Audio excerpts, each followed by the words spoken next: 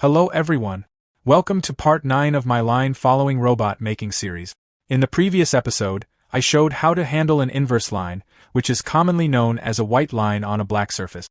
In this video, I will demonstrate a basic operating system for a line follower robot, where I have added several menu options such as line follow activation mode, line calibration mode, analog and digital value display mode, and motor test mode. If you are new to my channel, make sure to subscribe and turn on the notification bell so you don't miss any of my upcoming videos.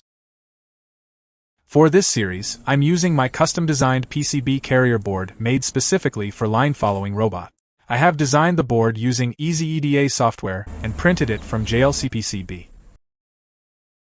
For this project, I will be using an operating system that was created by another YouTube channel, and I am taking the main system code from his video.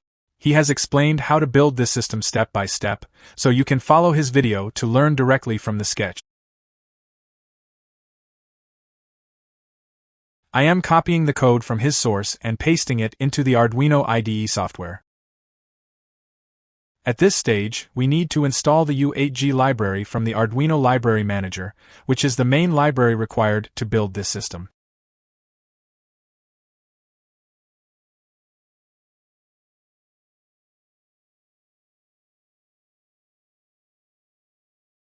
After that, I changed the button pin numbers according to my own circuit connections. Then I upload the code for testing. Once the code is uploaded, you can see the menu list displayed on the screen, and it can be navigated using push buttons. Here, I am using 3 buttons. One for scrolling up, one for scrolling down, and another button in the middle to select a specific menu option.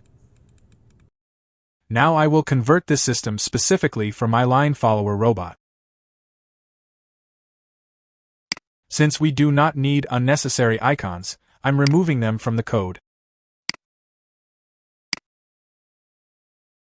I am also using only one screen, so I'm removing the additional menu screens.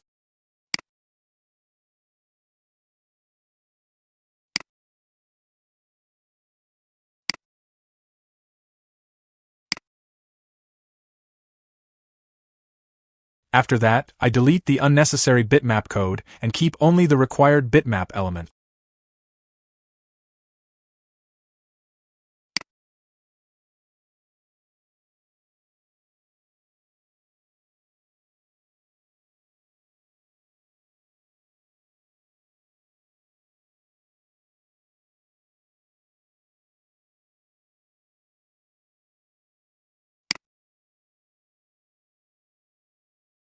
I also renamed the menu items, especially to suit a line-following robot. My new menu list includes Start Line Follow Mode, Calibration Mode, Analog Sensor View Mode, Digital Sensor View Mode, and Motor Test Mode. I also define the total number of menu items in the number of items variable and then upload the code. After uploading, you can see the modified menu list, which is now specifically designed for my line follower robot.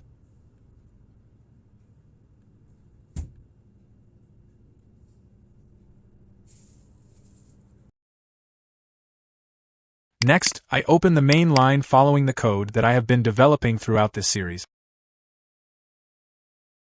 I then transfer the operating system into the main line following the code. I move the code step by step and set it up properly within the main program.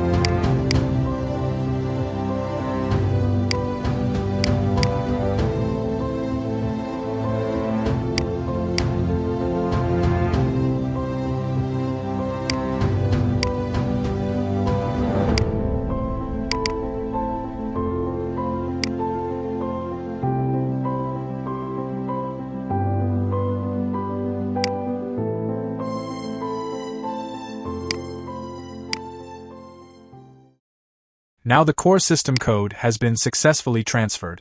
After that, I need to add the functions that perform specific tasks based on the selected menu item. I have already created these functions earlier, so now I simply add them to the main code. First, I transfer the front page function, where the sensor's digital values are displayed on the screen at the beginning, like this.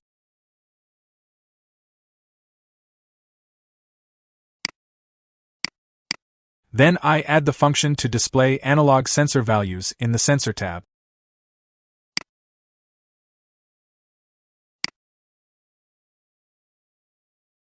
In this function, the code reads the sensor's analog values, sets the font size, and displays the sensor readings on the screen. When the down button is pressed, the system returns to the main menu. Next, I add the function to display digital sensor values in the Sensor tab.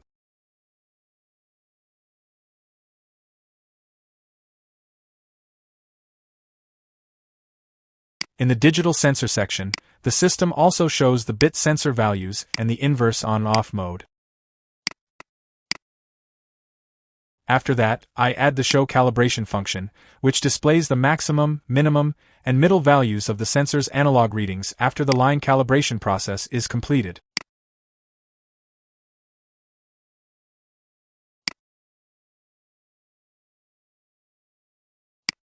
This show calibration function is called immediately after calibration finishes.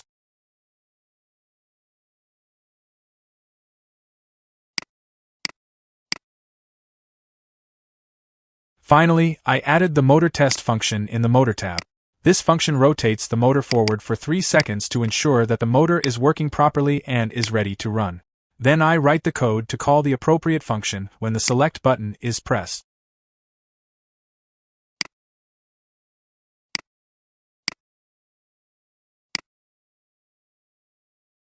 If the select button is clicked and the selected menu item number is 0, it means the first menu option is selected.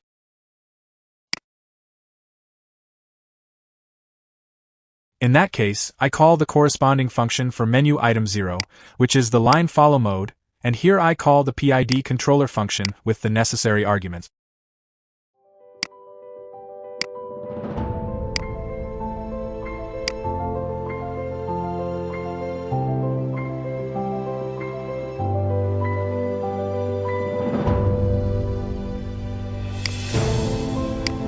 I do the same process for the remaining menu items.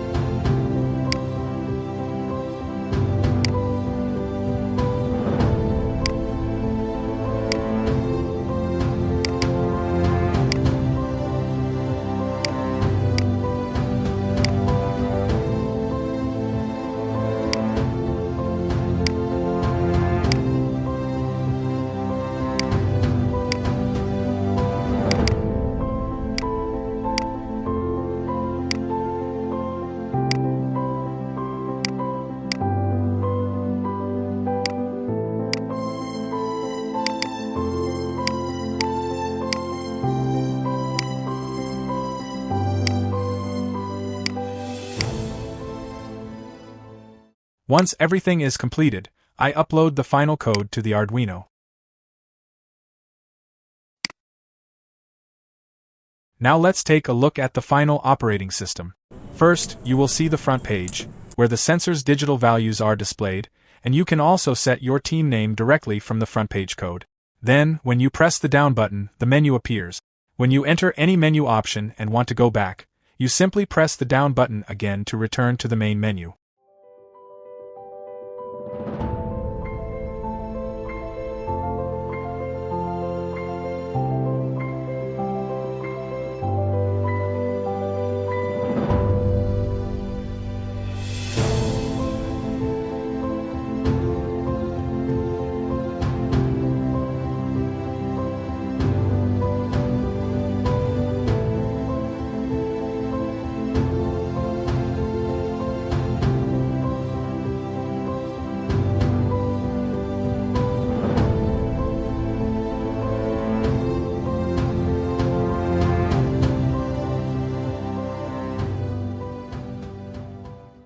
That's all for today's part of the video. If you found this video helpful, please subscribe to my channel and give it a like. Your support really motivates me to create more useful content for you.